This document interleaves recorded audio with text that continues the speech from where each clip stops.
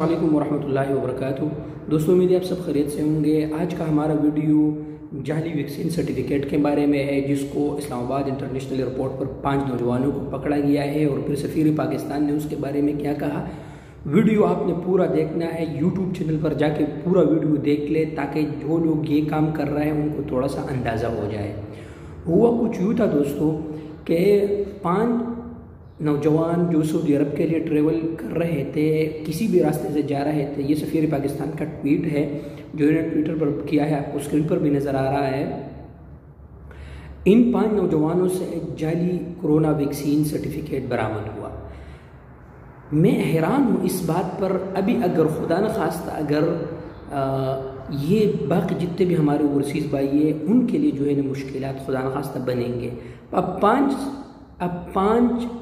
पाँच लोगों ने गलत काम किया और 5 लोगों की सज़ा 5 लाख को मिलेंगे। बहुत ही बुरी बात है यार। जब आप 4 और 5 10 महीने से पाकिस्तान में बैठे हैं तो आप लीगल तरीके से वैक्सीन क्यों नहीं लगाते यार? आपकी वजह से पूरे जो है ना लाखों पाकिस्तानी वहाँ पर फंसे हुए हैं और आप लोग ये गलत काम कर रहे हैं। कभी पोस्ट लगाते हैं।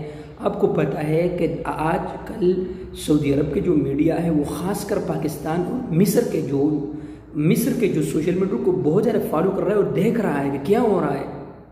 तो अगर फ़्लाइट खुदा न खास्ता अल्लाह करे कि फ़्लाइट ओपन हो जाए, लेकिन अगर फ़्लाइट ओपन हो जाए और इस तरह अगर ये धोखाबाजियाँ चलती रही जाली वैक्सीन का, तो पाकिस्तान पर खुदा न खास्ता ज़्यादा पाबंदी लगेंगे, फिर शराइत ज़्यादा और सख्त होंगे।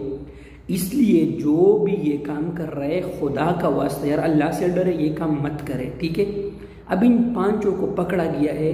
अभी गवर्नमेंट को चाहिए कि इनको करार वाकई सज़ा दी जाए और जिन्होंने ये जाली वैक्सीन बनाया है उनको ऐसा सज़ा दिया जाए, ताकि यार ये तो खुदा न खास्ता अगर ये यहाँ पर एयरपोर्ट पर पकड़े जाते तो फिर क्या होता। लिहाजा आप पाकिस्तान में हैं, आपके पास टाइम है, लीगल तरीके से वैक्सीन लगाए, सर्टिफिकेट ले ले और आ जाए यार। आप क्या समझते हैं कौन सी दुनिया में रह रहे हैं यार, कि अगर आप वो जाली वैक्सीन लेके आएंगे तो यहाँ इनको पता नहीं लग जाएगा। लिहाजा इन चीज़ों से यार परहेज़ करें, खुदा का वास्ता यार।